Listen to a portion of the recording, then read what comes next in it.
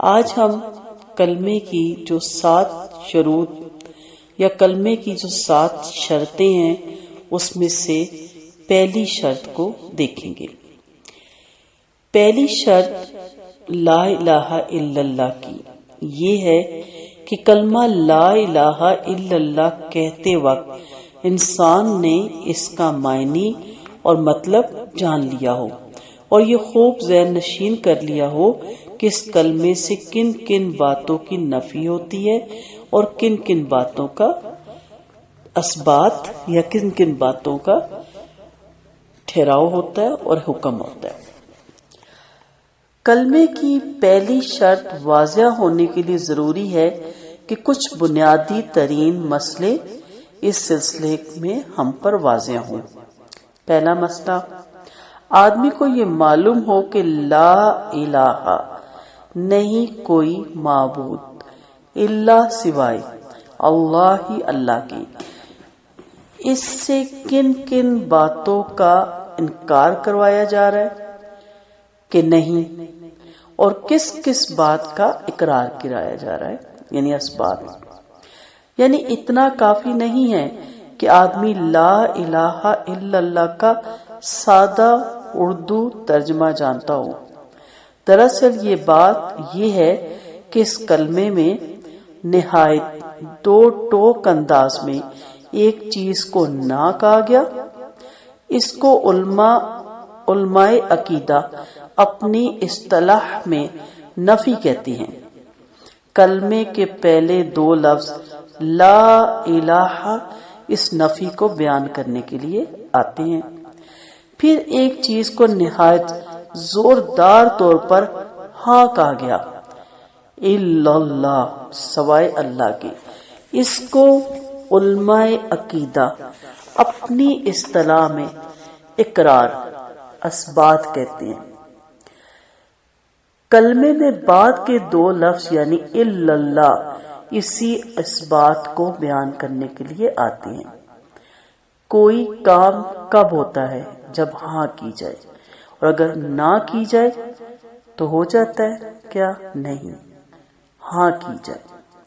اب ان علماء کا کہنا ہے کہ جب تک آدمی اس نہ اور اس ہاں کو ہی نہیں جانتا کہ کلمہ پڑھتے ہوئے وہ نہ کس بات کو کر رہا ہے اور ہاں کس بات کو کر رہا ہے، تب تک کلمے کی پہلی شرط ہی اس کے حق میں پوری نہیں ہوتی۔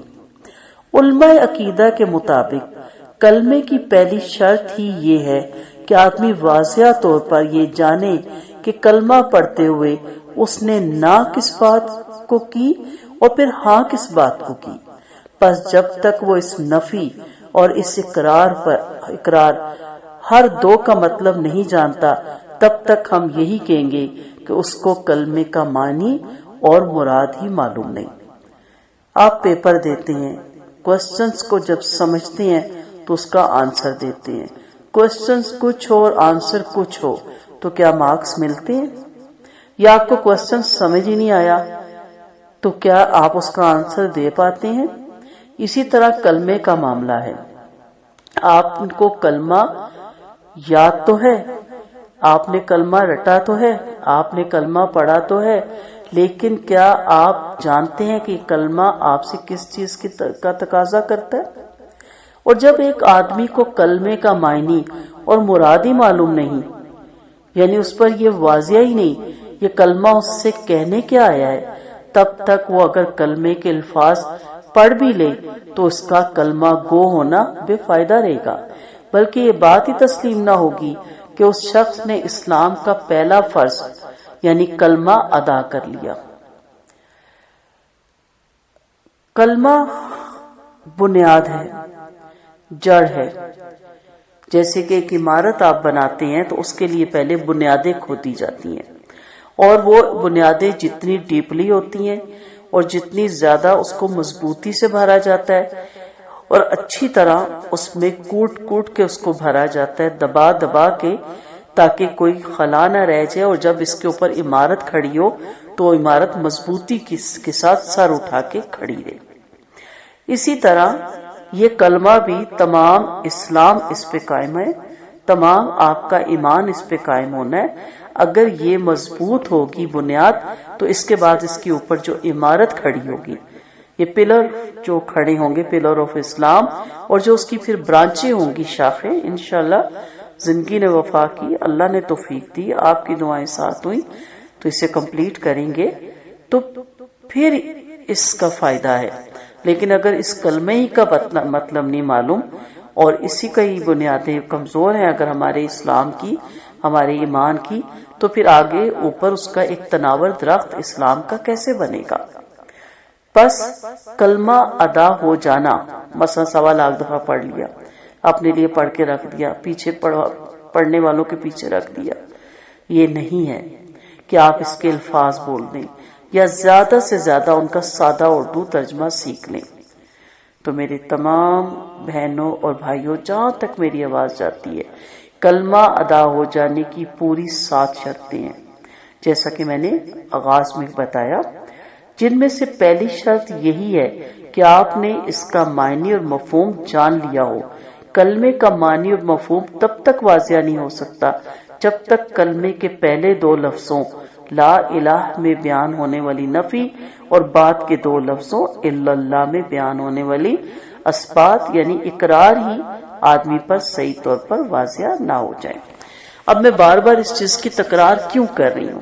کیونکہ آپ تھوڑا سا متوجہ ہوں اور اسے سمجھنے کی کوشش کریں. تو دیکھتے ہیں، معلوم کرتے ہیں، جانتے ہیں، اور اللہ سے دعا گوئیں کہ اللہ تعالی ہمارے علم میں اضافہ کرے اور ہمیں سمجھ بوجھ ادا کرے کہ ہم اس کو سمجھ سکیں. تو معلوم کرتے ہیں کہ کلمہ دنیا میں ہم سے کس بات کی نفی کروانے آیا اور کس بات کا اقرار. تو غور سے سنیے گا، توجہ سے سنیے گا اور اس پہ دھیان دیجیے گا. اس کے پہلی ہی شرط کے بہت لیکچر ہوں گے، لیکن ساتھ ساتھ آپ ان کے نوٹس بنائیں اور ساتھ ساتھ ان پہ عمل بھی کریں اور اللہ سے دعا بھی کریں کہ اللہ تعالی ہم سب کو اس پہ عمل کرنے کی توفیق دے. تو آگے بڑھتے ہیں. کلمے میں سب سے پہلے ہم لا الہ بولتے ہیں، ٹھیک ہو کیا؟ یعنی نہیں کوئی الہ، نہیں کوئی معبود، نہیں کوئی پرستش کے لائق، یہ کھلی نہ ہے.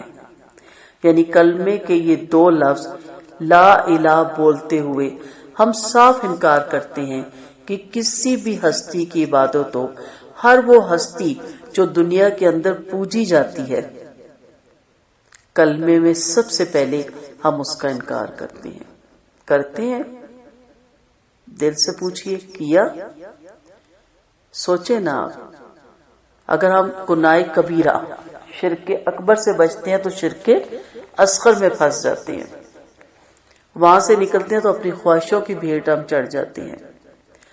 جس کی ہمارے ماحول اور ہمارے معاشرے میں یا دنیا میں کہیں بھی پرستش ہوتی ہے، جس کے آگے انسانوں کے ماتھے جھکتے ہیں، جس کے در کا طواف ہوتا ہے، جس کی سرکار میں بندگی کے چڑھاوے چڑھائے جاتے ہیں، جس کے نام کی منت مانی جاتی ہے، جس کے نام پہ قربانی اور ذبیحہ دیا جاتا ہے، جس کو مشکل کشائی اور حاجت روائی کے لیے پکارا جاتا ہے، اور جس سے دستگیری کی امید رکھی جاتی ہے، دنیا میں جس کا خوف کھایا جاتا ہے، اور جس کے آگے بندگانہ ذلت اختیار کی جاتی ہے، جس کی اطاعت، جس کی گرویدگی اور نیاز کا دم بھرا جاتا ہے، جس کا دستور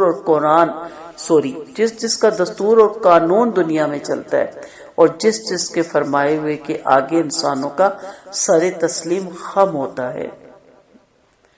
کلمہ پڑھتے ہوئے آدمی ان سب ہستیوں کی نفی کرتا ہے.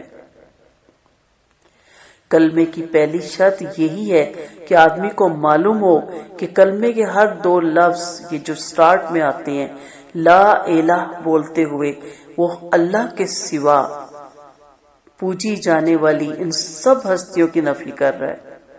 اندازہ کیجئے، کلمے کی سب سے پہلی شرط یہ ہے کہ آدمی کو معلوم ہو کہ جب وہ کلمے کے پہلے ہی 2 لفظ یعنی لا الہ بولتا ہے تو اس وقت وہ صاف انکار کرتا ہے کہ غیر اللہ کو اپنی عبادت کروانے یا مخلوق پر اپنی مرضی اور اپنا قانون چلانے کا ذرہ بھر کوئی اختیار ہے. حتیٰ کہ آدمی خود اگر غیر اللہ کی عبادت نہیں بھی کرتا لیکن دنیا میں کہیں غیر اللہ کے آگے بندگی اور عبادت کے رویے بجا لائے جاتے ہیں، اور ظاہر ہے کہ ہر دور میں اس قسم کی مشرکانہ رویے پائے گئے ہیں، تو آدمی لا الہ بول کر ان کو صاف باطل ٹھہراتا ہے اور عبادت غیر اللہ سے برات اور بیزاری کر کے دنیا میں ہونے والے تمام تر شرک سے اپنے دامن بچانے کا اعلان کرتا ہے۔ پس یہ وہ نہ ہے جو آدمی کو کھلے طور پر اعلان کر کے کرنا ہوتی ہے۔ کلمے کی پہلی شرط ہمیں یہ بتاتی ہے کہ اگر آدمی کو یہ معلوم ہی نہیں کہ کلمے کے عین ابتدا کے اندر وہ ایک ایسی واضح نہ کر رہا ہے جو کلمے کے محض الفاظ ادا کر لینا اس کو فائدہ دینے والا نہیں، آدمی اگر آگاہی نہیں رکھتا کہ اس کے لا الہ بولنے سے غیر اللہ کی عبادت کی نفی ہوتی ہے، آدمی کو اگر یہ شعور ہی نہیں ہے کہ لا الہ بول کر وہ دنیا کے سب باطل خداؤں کو غلط ٹھہرا رہا ہے اور صاف صاف ان کی خدائی کو ٹھکرا رہا ہے، تو وہ ہرگز مت سمجھے کہ اس کا کلمہ ادا ہو گیا۔ ایسے آدمی کو ہرگز اس زوم میں نہیں رہنا چاہیے کہ وہ اسلام کے رکن اول سے بے خیر و خوبی گزر گیا۔ آپ جانتے ہیں 5 بنیادیں اسلام کی۔ پہلی بنیاد کلمہ ہے، یہ پلرز ہیں جس کے اوپر آپ کی پوری اسلام کی عمارت کھڑی ہونی ہے، اور پھر اس کی شاخیں برانچیں، لیکن ہم لا ہی پہ رک گئے، ہمیں لا ہی کو دیکھنا ہے۔ تو یہ تو ہوا اس نفی کا مسئلہ جو کلمے کا معنی جاننے میں سب سے پہلے آتا ہے، کیونکہ کلمے کا آغاز ہی اس نفی سے کرایا گیا۔ اصلاح کی تلوار سے تمام من گھڑت الہوں کی گردن کاٹنی ہے، لیکن اندر کا کیا کریں؟ اپنے اندر کا من مانتا ہی نہیں۔ بہت سے الہ اگر ہم اس چیز سے بچ بھی گئے تو ہماری خواہش نفس کا الہ کدھر جائے گا جو ہمیں اپنے رب کی طرف جانا ہی نہیں دیتا، اس کی بندگی کی طرف جانا ہی نہیں دیتا۔ تو یہ ہو گیا نا۔ انشاءاللہ اگلی کلاس میں الا اللہ آتا ہے، اور ابھی یہ چلے گا اقرار و نفی کا کافی دیر سلسلہ۔ یہ ایک اقرار ہے، اور کلمے کی پہلی شرط یہی ہے کہ اس نفی کے ساتھ ساتھ جو کہ اوپر لا الہ کی صورت میں ہے، وہ اقرار یا اس بات کس چیز کا کرے گا۔ تو اگلی کلاس میں انشاءاللہ اس پہ بات کریں گے۔ وآخر دعوانا ان الحمدللہ رب العالمین۔